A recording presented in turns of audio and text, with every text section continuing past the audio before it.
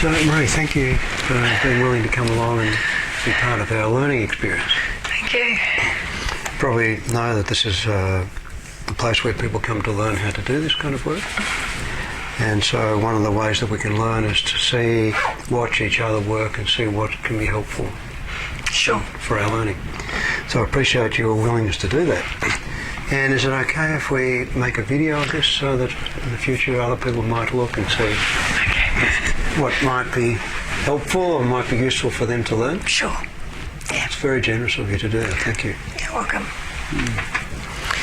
And could you tell us a little bit about you before we find out about, we want to do something useful here. Okay. But before we talk about that, can you tell us what sorts of things you like to do? What sorts of things are pleasing to you and enjoyable for you? Okay. It might be a little bit difficult for me at the moment because I haven't found anything very enjoyable lately. Well, previously, what sorts of things I enjoy to do? I like yoga. Yoga? Yeah, I like to spend time near the water, near the ocean, and the bush. Okay. I probably feel that I need that at the moment. I like boating and the water, being on the water gives me a lot of peace. Okay. And yoga, is that peaceful for you too? Yeah, and that grounds me. Grounds you? Yeah. If I have a lot of anxiety, that can be really helpful for that. Okay. Quickly. I can understand being in the bush for grounding, but being on the water, it seems... No, the water is just, no one can get to me. It's just peaceful. Some space for inner you. peace, yeah, quiet Quiet mind. Space for you. Yeah. Okay. Yeah. And you like that? Yeah, even looking at the ocean can sort of give the same feelings for me. My goodness. You can be out in the ocean and feel peaceful. Yeah. I'm starting to feel anxious just thinking about it. All that water out around under you and you might tip over and sharks might eat you. I'm starting to feel I don't go with the sharks. No? What about the drowning? What about that water? God. Yeah. Oh. Well, I've had a couple of scary experiences in a boat, but generally not. Well, how come you've had scary experiences and you can get back in them? How come you don't get so anxious you don't go there? I don't know, I suppose they've just been when I was younger. Oh, yeah. So I probably didn't have, I don't know, the enjoyable experiences outweigh the fear. In that instance. I guess there's always, in any situation, there's always some uncertainty, isn't there? I mean, even, just walking down the street, something. Yeah, absolutely. Or something. Yeah. Okay, and so the thing about yoga and sailing, particularly in the ocean, rather than just in shallow water, you like to get in the deep water, you like to get out. Oh, either or, it doesn't matter. But it's most of the like space. The beach, yeah. You like to get. And that no one can get to you, you're pretty alone and isolated, I suppose. Yeah. And in the bush, have you been bush walking? Do you go hiking or what? Oh, not hiking, but I walk, yes. I walk. With Caroline, I often go walking up Knocklofty, the bush up at West Hobart. But generally I would prefer to go further away. Oh, yeah. So if you could go further away, what further away like? Is that just getting further away from things, just... So that you can be with yourself. Yeah. And nature. And nature. Yeah. Nature's important. Yeah. What is it about nature? I mean, might be a silly question, but, it's different for different people. But... Well, it's less threatening than people, that's for sure. Yeah. But I suppose it's... I think it's more about just being away from other people. Without all the stimulus of the city, Yeah. All that input all the time. Do you live in Hobart? Yeah. My eldest son spends some time in Hobart, and he calls it Slowbart. But he says it's too fast for him. He's in some much smaller place in Victoria, down in Bowen Heads, where it's really quiet and you can get even further away from people than you can in Hobart. Yeah.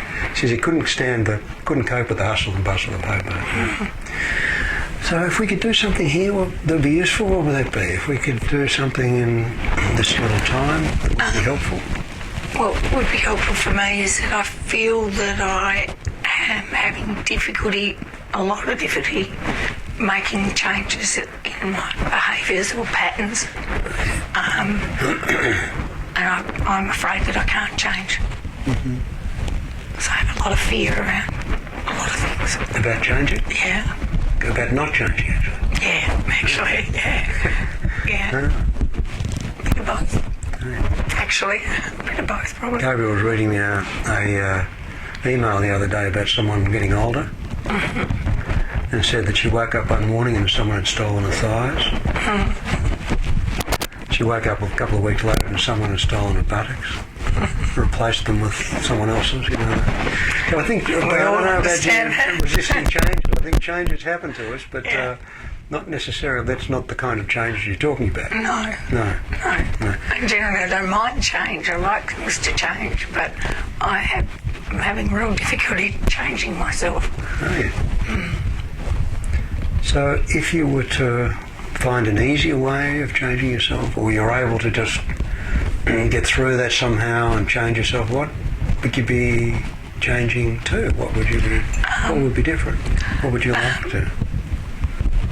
I seem to be attracting people that are abusive, and that's something from my past. Oh, yeah.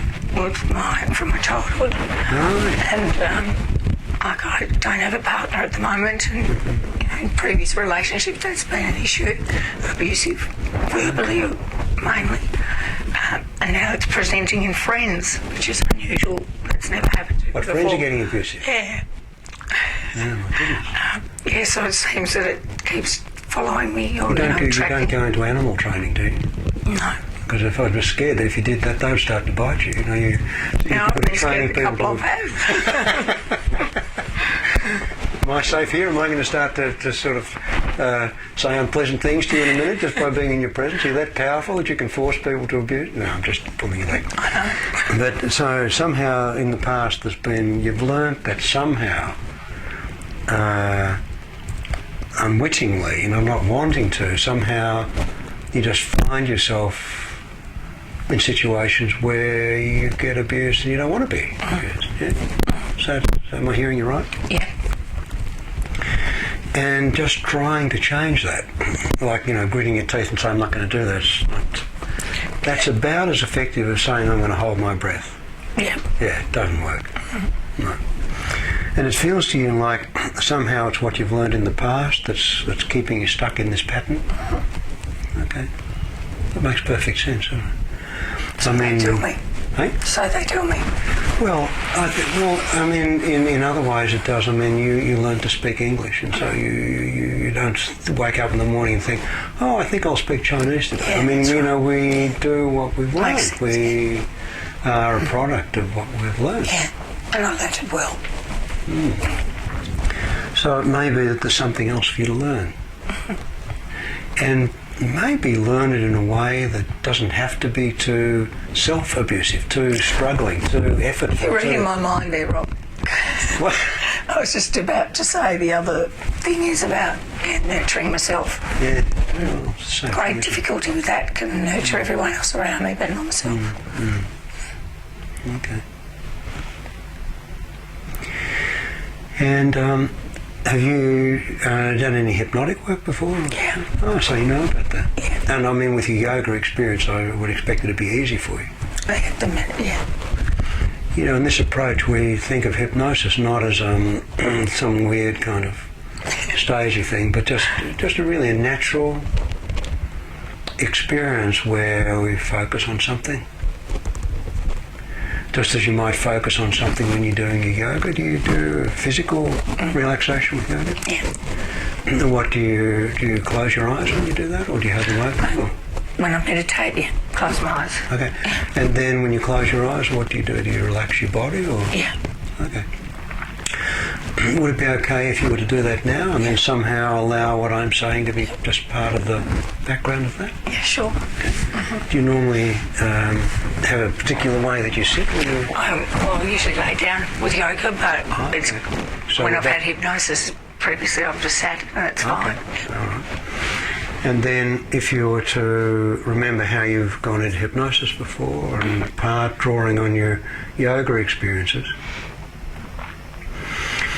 as you're sitting there, I wonder if as you can allow yourself to begin to remember the feeling of going into hypnosis, the feeling of yoga, if you can begin to notice that as you focus on that, something starts to happen. Yeah. You can feel that happening? Yeah. Okay. Now, I wonder also if as that's happening, you could allow that to happen in a way that's kind of easy on yourself. Not trying to do it this way or that way, or getting it right, or trying to reach some, I don't know what. Not even trying to change anything, but just allowing those natural changes that happen as you go into yoga. That's it. Starting to settle. And it may be that you can allow the awareness that there are other things here, other people here, to become somehow more and more distant. Might be a little bit like getting in a boat and setting out and starting to leave some of those things behind you. And then as you go further and further into where you want to go, do you go in a sailing boat, in a yacht? Motorboat? So you can, in a motorboat, not only steer, not only use the rudder for the direction, but you can go as fast as you want, as slow as you want. You can batter through the waves, or you can somehow go along with them. And you probably can already guess that I don't know a lot about boating. And so it'll be helpful for you to make the best out of this for you if you can translate what I'm saying, make it useful for you and fit for you. And then as that feeling, that natural feeling of just letting yourself settle as you're meditating, can be something that you can, in a very peaceful way, in a very nourishing way. That's it. Just find yourself settling safely. That's good. And securely. That's nice. Just naturally and nurturingly, and peacefully, drifting into that. I can imagine that when you first learned boating, there was something to learn about steering that boat, something to learn about the speed of the boat, something to learn about safety. And you mentioned that when you were younger times, there were some things that happened that had the potential or the actuality of being fearful. But somehow the pleasure of that outweighed the fear. So somehow you were able to learn what was helpful for you. And as I continue to talk, I'd like you to notice how easy it is for you to recognize there's traffic, but not to need to pay attention to it if it's not relevant to you. How easy it can be for you to be able to hear my words, but only allow the words that are useful to stay with you. And to let any sounds, any words that I use that are not relevant, just let them be somehow behind you in the wake. Just leave them behind. You don't need to pay attention to them. Because in this experience, we're wanting to find a way for you to navigate a way for you, where you can get to where you want to go, to achieve what you want to achieve, to succeed in a way that works for you. And you can be boating and you can look behind and you can see where you've been.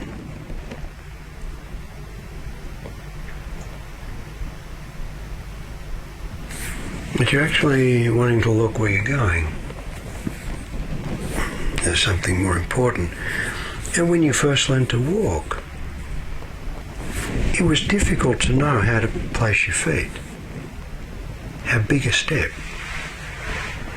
how high to lift your foot. It was a learning. And you didn't know that when you were learning to balance moving your left foot by swinging your right arm and tilting your body to the right and leaning forward, that all of that, those adjustments, were to keep a balance that you would use later in your life when you were learning to boat.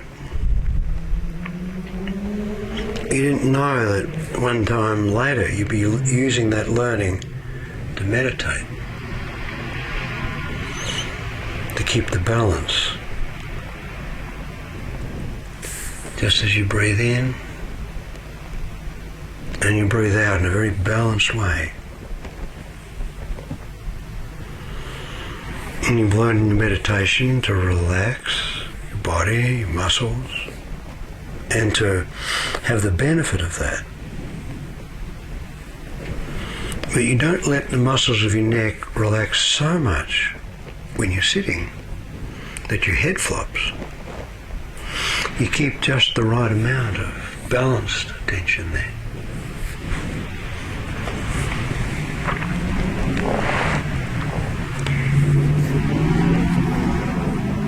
As you were talking, I was reminded of someone came to see me some time ago. I only saw her once. And she told me, I have very bad problems in relationships.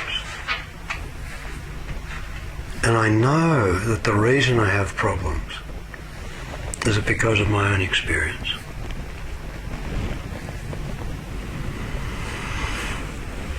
She said, I grew up, my parents used to fight all the time. And I know that that's why I have trouble.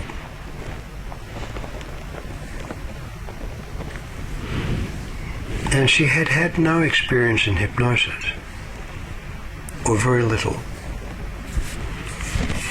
But she had learned to meditate. And she was good at it and had some benefit from it. So it was easy for her. You want a tissue? Please.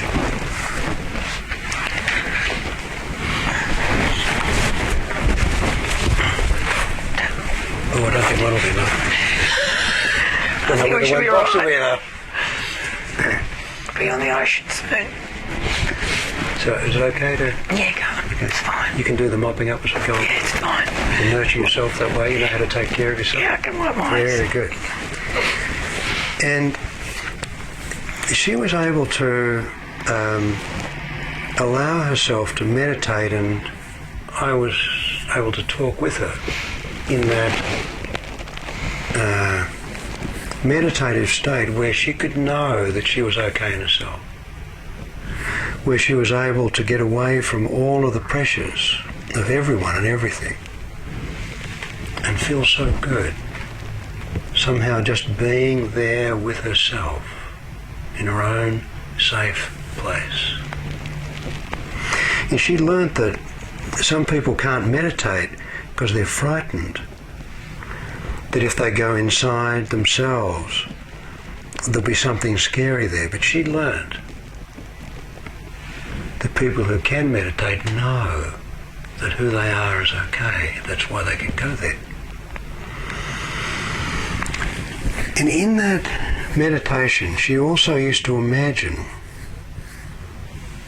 doing something pleasant, going for a walk on the beach, through the bush or whatever. And it found that when she imagined that, she got a lot of peace and benefit from imagining those experiences, even though she was sitting in a chair or lying down. So she learnt that by imagining things, she could have an experience that even though it was imagined as an experience, the benefit was real. And that makes sense to you. And so I asked her to imagine, to remember some time in the past when she was a little girl, when something awful had happened to her. And she said, I'm under the kitchen table and my parents are arguing. And I said, well, you can sit in a chair and imagine that you're walking on the beach. So you can be a little girl under the table and imagine something that you'd rather have. What would you rather? She said, I would rather they stop arguing. I would rather they stop fighting. I'd rather they allow me to get out from under the table and give me a hug. So I said, well, this is your experience. Why don't you do that? And she looked just a little sad and a little wistful and a little thoughtful. As she did that, she got out from under the table. The parents stopped fighting and they gave her a hug. And she said, it felt very nice, very comforting, very secure. And I asked her to remember something else. This time she was in the back of the car. Father was driving, mother sitting in the front. They were fighting. So I said, what would you rather? She said, I'd rather have an ice cream. So we decided what kind of ice cream she would like. And she asked for an ice cream and they gave it to her. And she had a very nice time remembering how bad things had been and then imagining that they had been different.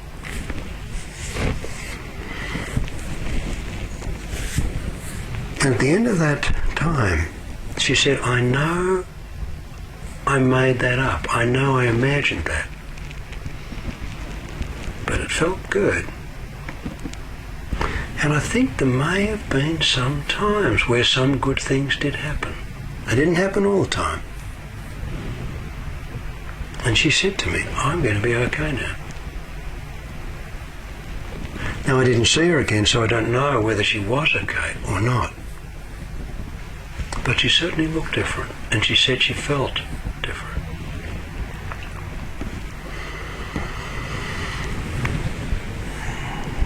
I had a lovely conversation with a little girl of 9. She'd been having nightmares. Something horrible had happened. She'd seen a movie of Jaws. And the movie Jaws had scared her. I don't know how she got to see it. She was having nightmares that sharks were coming to get her. And so she said that she would like to play a game where she could imagine things.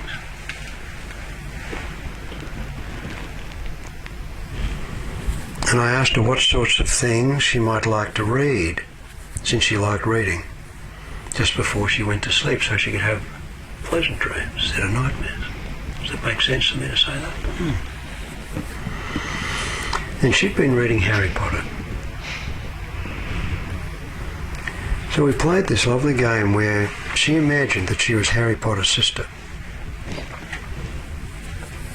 And so as a wizard. She could do some magic, cast some spells. And she had a really gentle smile on her face as she imagined that she was covering herself with a white light.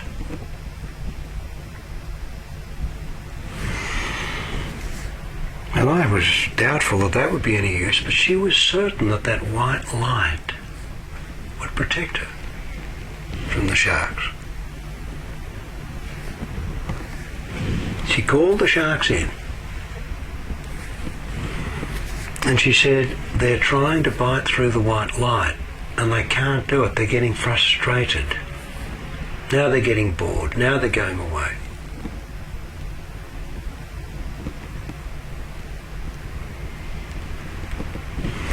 And she had a very nice time in that experience, and I did too.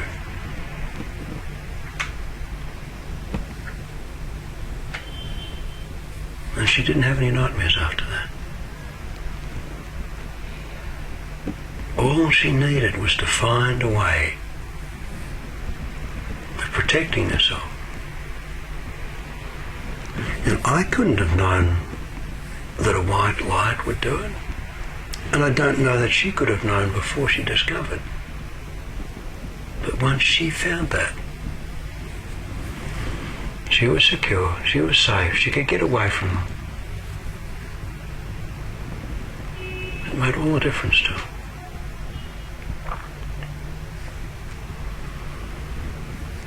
Do you have children? Yeah, one. How old? 18, nearly. 18. 18? Nearly, yeah. And how do you get on with her? Most of the time.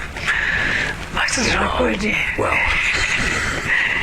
that's what happens when you're a normal mother and you have a normal child, isn't it? No, she's a good girl. She's a good girl. And you have a good relationship with her? Yeah. My pattern of communication, that's not always good, but in drama. Yeah. Welcome to the club. If your pattern of communication was always good, I'd be coming to you for help. Yeah. We're allowed to be human, aren't we? And would you say that she can, how does she deal with potential abuse? Is she, if people try and force her to do something she doesn't want, how is she with that? She won't do anything she doesn't want to do. Where did she learn that from? Me, I suppose.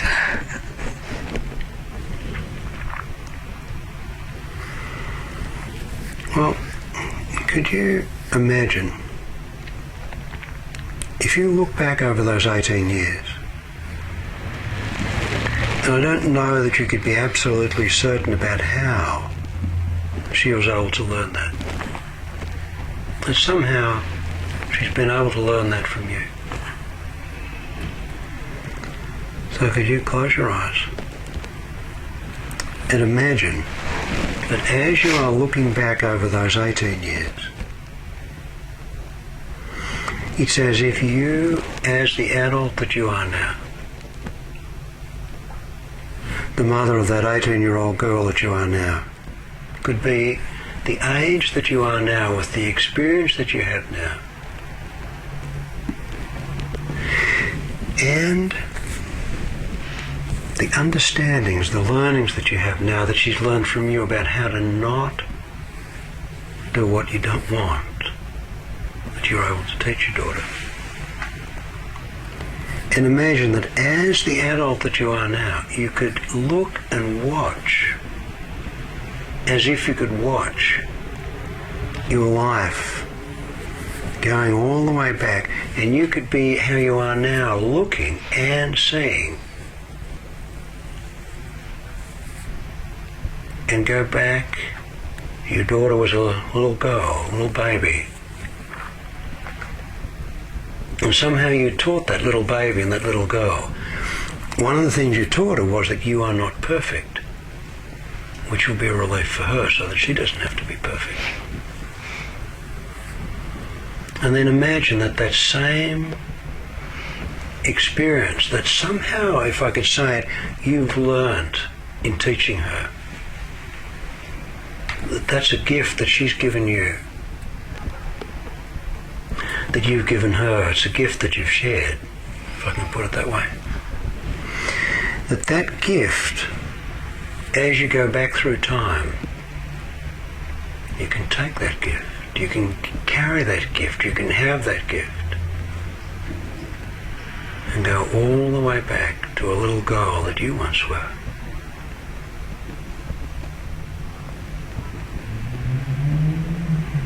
Before you went to school,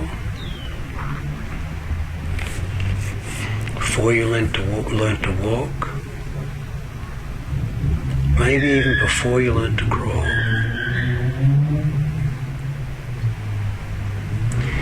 And in whatever way it can make sense to you, you can go all the way back and see yourself as a tiny child, a little baby. Maybe only a few days old, or maybe older, I can't know, but very young. In whatever way you could imagine that, can you look at that little baby? And what do you see? A little baby. Yeah. How does she look? Content. Yes. Peaceful? Not all the time, I hope. No, at the moment. It's peaceful at the moment. Don't worry, it's only temporary. She'll start to cry soon. But in any case, she's peaceful. Can you bend down and pick up that little girl, that baby?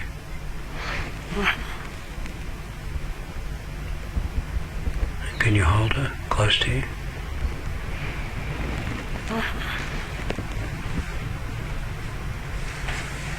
Can you let her feel the warmth of your body against hers?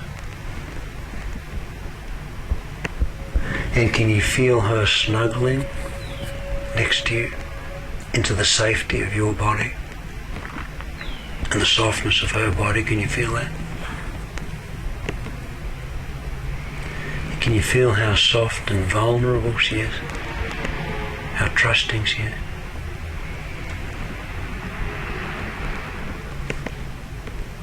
And can you give her that gift that you've learned? Just give it to her. There's no way for her to understand what it is that you're giving her. Just like she can't understand you holding her. But she can feel it.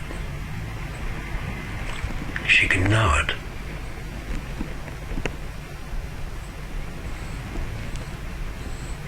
She can sense it, she can learn it.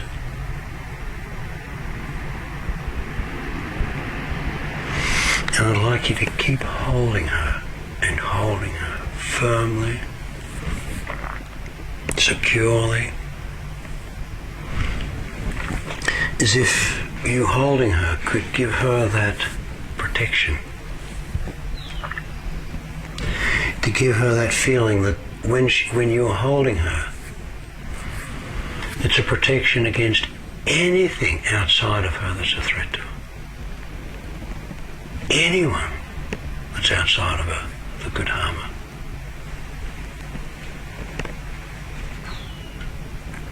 And when you do that, and you see that, and you feel that, how does that feel for you to do that? It's a little bit difficult, but It is difficult. And it's difficult for her too. But when you're doing that, how do you know that she's actually taking that gift? I don't. Did you breastfeed your daughter? Did you have any trouble breastfeeding her? No, not this one, no. No. Sometimes it can be difficult getting a baby established. But once they get that, you know, once they latch onto it, then they're okay. Now, however difficult this is, and I'm not asking you to go along with this, I'm just speaking about it. It may even be that you're kind of looking at it in some way. That as I'm speaking, as you're hearing it in whatever way you are, You can get a hint of something which can develop over the next while. You don't have to do anything right now. But as you're going along with this, to whatever degree that you are,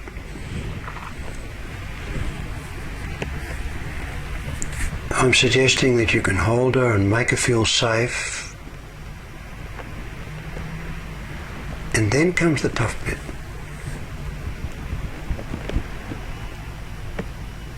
A really tough bit. And you say to her,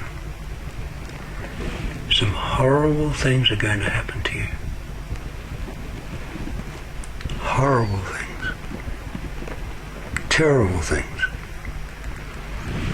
Things that should never happen to a person.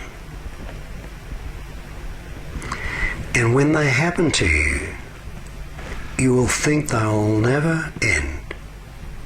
You'll think you won't get through it. You'll think it might kill you. You might even wish that it would kill you. It's going to be horrible. But you can say to her, it is going to be horrible, but I will be there. I'll help you to get through it. I can't protect you. I can't stop it. But I'll help you to get through it. I'll help you to remind yourself, to remind you, there will be an end to it. You're going to survive it. It's going to be okay. You are going to be okay. And not only that, because of what's happening, you say to that little girl, whatever, because of what's happening, when you grow up, you're going to have a daughter, and she's going to be strong because of what you're going through. So you're not going through it for nothing.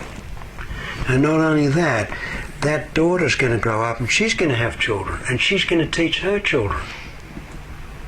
And they're going to grow up and they're going to teach their children, and they're going to teach their children. There's going to be a whole future of people who are going to learn from this, going to benefit from this. And it's going to be hard. It's going to be horrible. But you're going to get through it. And it's going to be okay. And I can mention that. And I can say that to you. And I know in a way that I can know that I can't know exactly how you can hear that or what you can do with that. It's perfectly fine with me if, as you hear that, you could allow yourself to feel in some illogical way deeply comforted. But I also know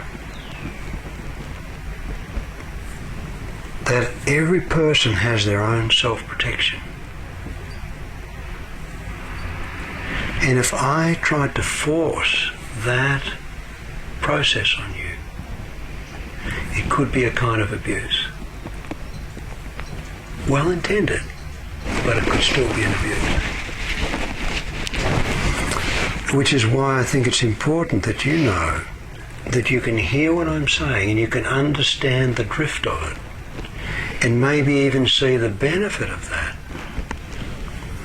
And at the same time know that a part of you which has learnt very thoroughly to have some caution, to hold some uncertainty, some wariness. So then you can just allow those ideas, those experiences, to be taken in by you only when you're ready, only at a rate that you say, only in ways that you can let that happen, the way it'll take care of you. And I'm sure you know that you can have healing dreams. You can dream of boating, you can dream of walking, and you can dream peaceful, safe dream. And they're not only healing, they can be learning. You can dream about something in the future, and you can use those dreams as a way of practicing, as a way of preparing. I've helped sports people to improve their sports performance by them dreaming, practicing in their dreams, how they'll improve, how they'll become more of what they're capable of, more of what they want to be. But in the safety of the dream, you can find out what happens if you go too far, not far enough, do it this way, that way, another way. You can find your own way.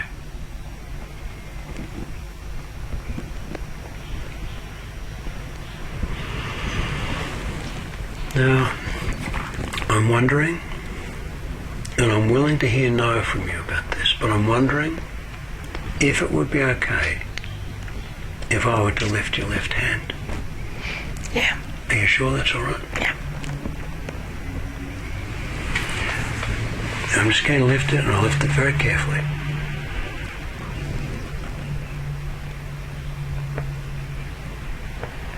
Your hand's very warm. You should feel how cold my hand is. Is that okay? And you notice as I'm lifting it, how your hand is not just complying with what I'm wanting. I'm wanting to lift your hand, and your hand is not being overly helpful. Isn't that nice for you to know?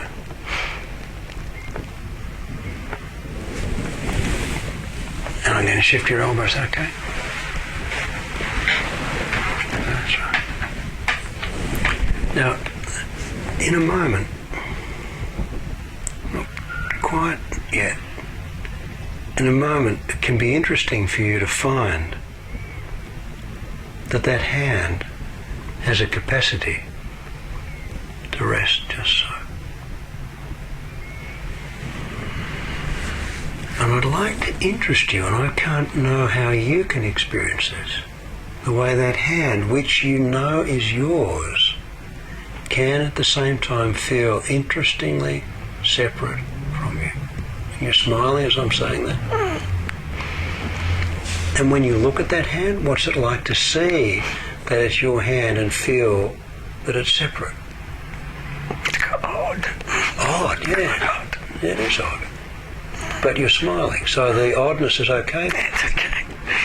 And it's good to know that you know what kind of odd is okay and what's not.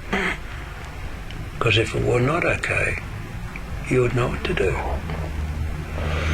Now, as you look at that hand, would it interest you if you were to discover that it's as if that hand has a mind of its own? It would interest me. And for you to discover that there's a tendency for it to move to your face. Now, you don't need any help from me to be able to touch your face with your hand. That's something you've been doing nearly all your life. But there's something interesting here for you to learn, if you're interested. And that is that you can watch the way that hand can move to your face by itself. And while you're doing that, I don't know if it would be interesting for you to notice something interesting is happening with your other hand. What do you notice about that? Yeah, that finger's starting to move. Did you feel that? And that hand can start to lift. Now, I'm not saying it has to happen, because I've got no way. I can't control you. You're controlling it. But in this way, there's an opportunity for you to look as is a kind of an outside observer so that you can watch that change process as it's happening. Now, do you notice that that hand is ever so slightly closer to your face than it was when I let it go? Yeah. And as it continues, the closer it gets, the easier that movement becomes.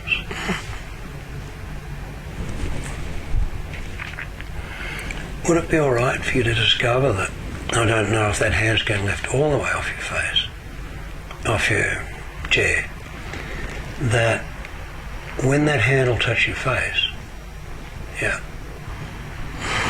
and you're very responsive to your own internal cues.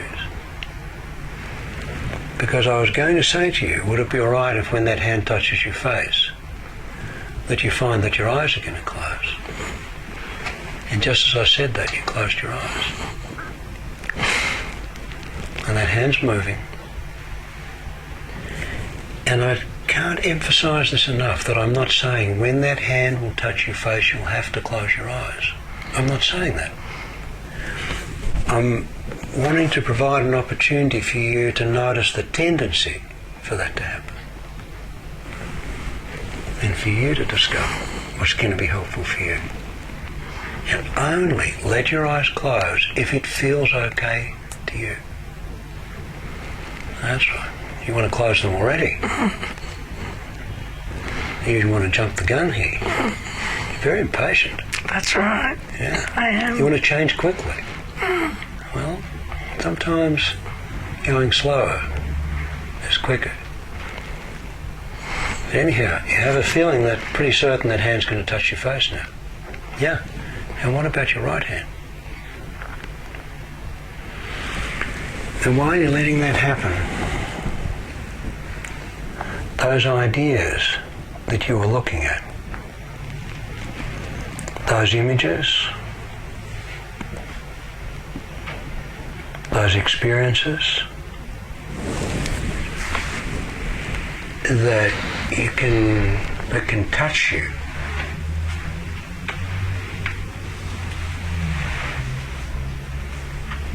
you can make your own connections, connecting this experience with that experience. That's right. Lifting higher, taking its time. And I would like to offer you the idea that in this experience, time is elastic. And in the time that it can take for that hand to lift and touch your face, it can be as if nearly a whole lifetime up till now can flash before your eyes in a very slow and unhurried and thorough way.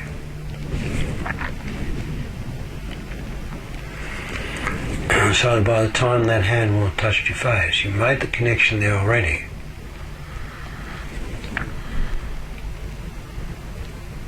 All those ideas of safety, of peace,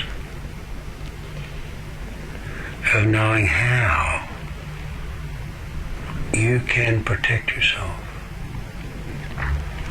Which you know you must know, because you can't teach your daughter anything you don't already know. You can't teach her Chinese if you don't know Chinese. So if she's been able to learn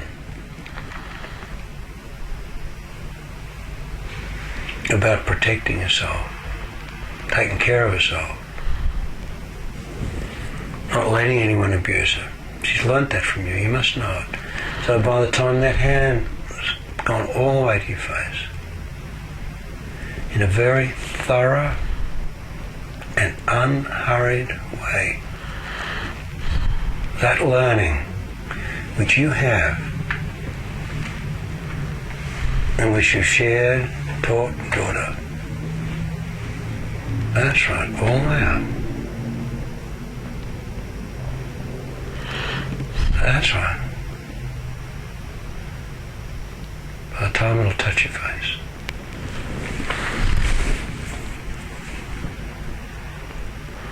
Don't be too impatient.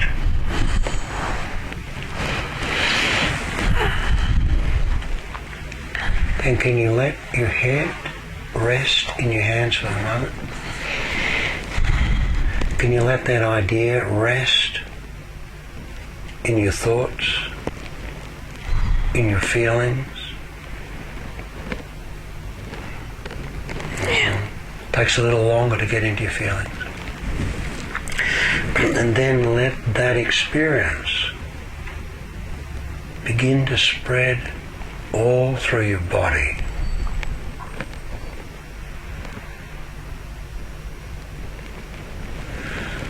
From the top of your head, all the way to the tips of your toes.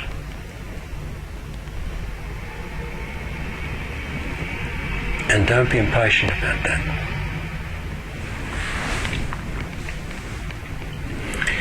In fact, you might not even want to do all of that here. You might not want to do all of that today. You might want to leave some of that for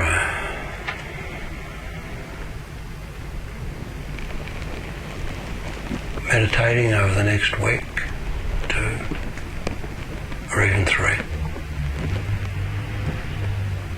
You might want to take it boating. You might want to take a walk along the beach. A woman told me she left a very unhappy marriage. She was divorced. Glad to be divorced, glad to be out of that relationship. But she said there's something about that marriage that's still hanging around. I don't know what it is. Something stopping me from moving on.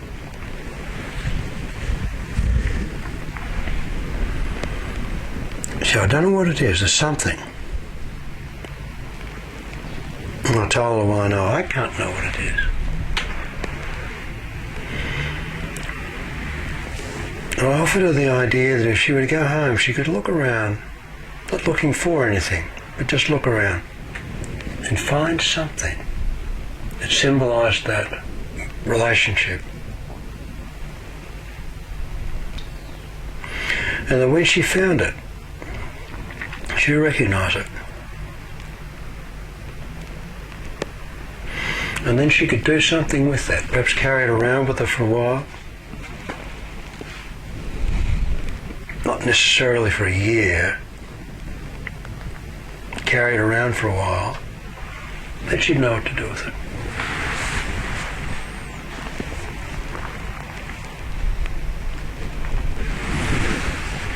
And she told me subsequently that she went home wondering what it might be and was putting some clothes away. Came across the wedding ring.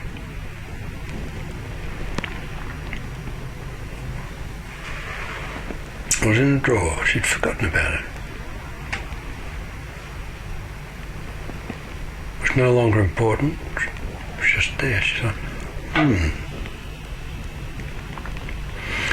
So she got that wedding ring. She got a piece of cotton and tied that wedding ring on a piece of cotton loosely around her neck.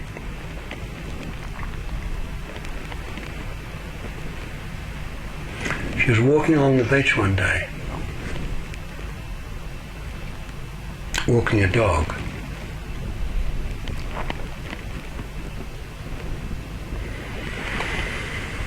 And she said it was as if my hand reached up, like it wasn't me, it was my hand reached up and pulled that wedding ring, broke that thread and hurled it out into the sea. So I didn't think about it beforehand, didn't know I was going to do it, it just happened. And the moment that ring disappeared, she said I felt a whole lot of relief, like a weight was lifted.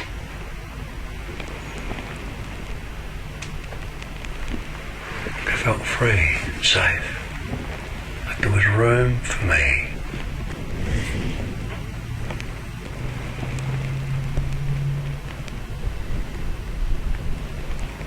I didn't tell her to do that. How could I? She didn't know she was going to do that until she did.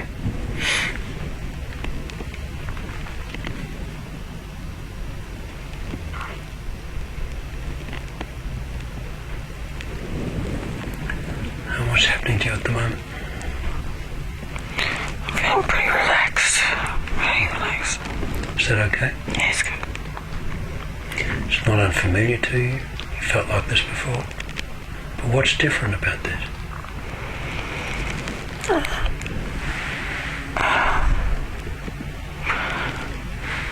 I don't feel like I can move. You don't feel? I can move. You don't feel like you can move? I don't want to. I don't want to anyway. You don't want to? Not at the minute. Yeah. Well, if you don't want to, it's easy to feel that you can't. And I'm sure any time you did want to, it'd be very easy to feel that you can. Yeah. It's nice to know that, isn't it? That you don't have to be paralysed or trapped just because you don't feel like something. You can wait till you do feel like it, and when you feel like it, then you can move very quickly. Same with any change.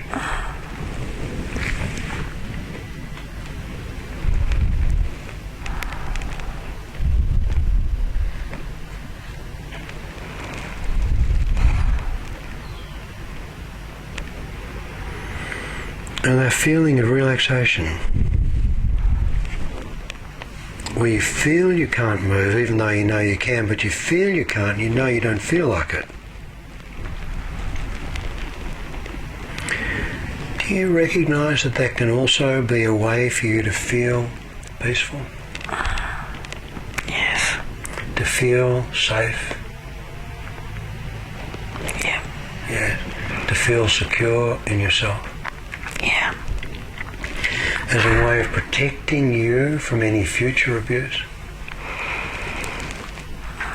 You recognise that? Yeah. It's good to recognise that. So what's going to happen in the future when someone gives you an opportunity to prove that you can deal with the potential abuse? Because there's always potential. What are you going to do?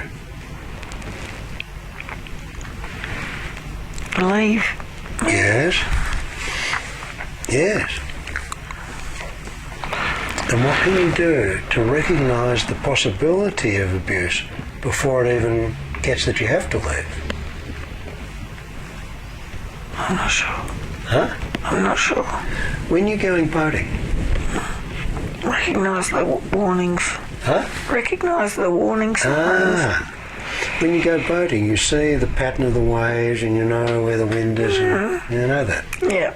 Yeah. And you know I'm onto through- it now. Huh? I know it. I know Oh, now. through experience. Yeah. Uh-huh. Gut. Feel it in my gut. You okay. Normally. Yeah. So you've been in some pretty stormy waters in relationships. Yeah. So what are the warnings that you can see there that you know, oh, keep away from that? That. What does your gut say? What does your gut tell you? My gut tells me Yeah. a lot. Yeah, it Just tells gotta you a listen. lot. Your gut tells you, and then your head says, oh, no. And you've been boating where your Yep. gut says no and your head says yes. That's when you've... Trouble. Yeah. Yeah. So you do know how to avoid abuse, don't you? Yeah. Yeah. You've known for a long time. Yep. Yeah. It's good to recognise and somehow help you to be even more aware than you're already becoming more aware than you were, that you can. So now you will, because you feel like it. If you wanted to get someone to abuse you, do you know how to do that? Yeah. Yeah, it's pretty easy. It's good to know that that's always an option. But if you want to avoid trouble, like with boating, you know how to avoid it too. It's good to know that you know how to get out of it, because anyone's going to find themselves boating suddenly in a situation that they couldn't have predicted, and it's important to be able to get out of it, to leave. Yeah. Yeah. That is important. But as well as that, maybe more important is know how to not get into trouble, how to not get into abusive. Yes. Now, could you just sit for a moment with that recognition that you now know that you know how to avoid that? And just sit with that. Because although you've already known that, it might be new for you to know that you do, to recognise that fully. And maybe when you're ready to act on that, when you're ready to put that into action, that might be a signal for you. Your gut might tell you, not your head, your gut might tell you that you're getting ready to move, and then you'll be able to lift your head up and bring your hands down and feel good about the experience.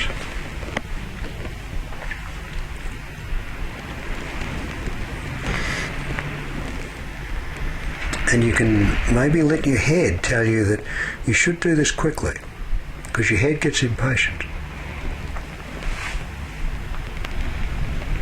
But if you were to listen to your gut and take the time you need,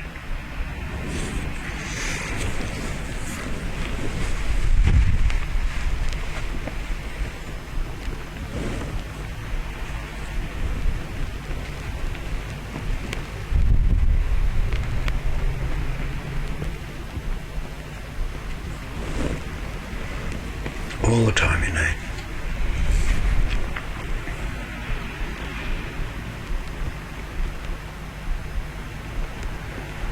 Because any change can take its own time. You can't hurry it.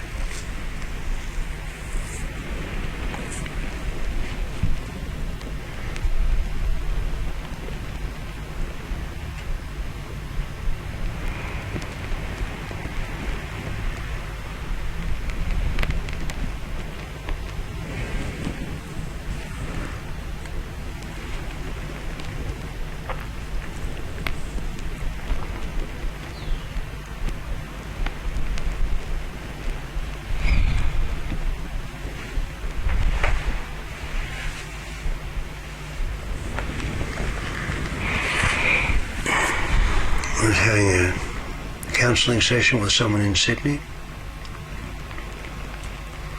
and this man was very polite, very accommodating, very eager to please everyone except himself.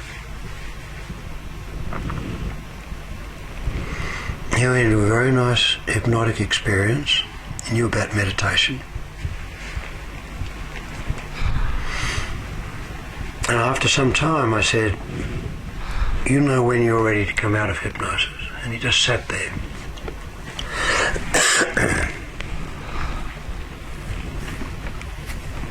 And I could tell he wanted to be polite.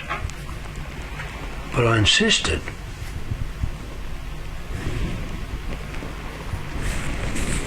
That he would do what he needed to do in his own time. And I sat there, and he sat there for 35 minutes. I didn't say anything. He didn't say anything.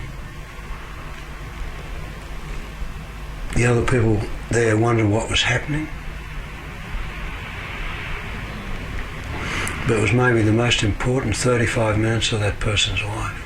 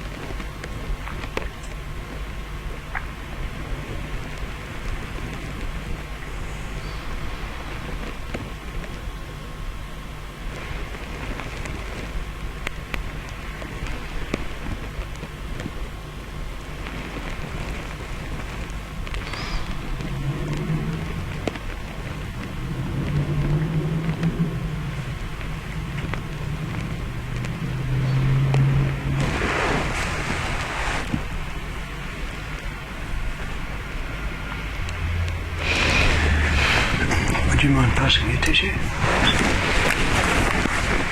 Maybe an unused one?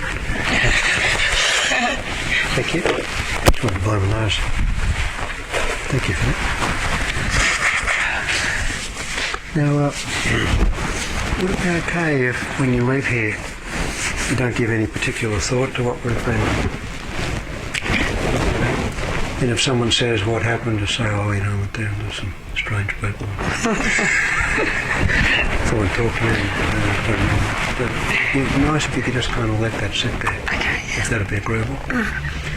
I'm very grateful to you for being willing to be here and give us an opportunity to learn. Thank you. And in particular, because I'm a total stranger to you, for you to dare to trust me and us with something so crucially important. Not only your past, but your future. Thank you for that. Thank you. Very much appreciated. The experience. And if I might say, you look lighter. Good. Lighter. You do? Yeah, that's how you look. Be helpful if I had a voice. Oh, no. Maybe not for others. No. If you don't have a voice, if you had a voice, you would have talked more. It gives me a chance to have an excuse to rattle on. But when you get into that pattern of feeling peaceful and knowing how to protect yourself, it can just be a pattern of behaviour that you just can't help, can't help repeat itself. Good. So would it be okay if we left it at that? Sure. Thank you very much. Pleasure. You might have some more conversations to have in the future. That For would be today. good. Yeah. Thank you. Thank you so much.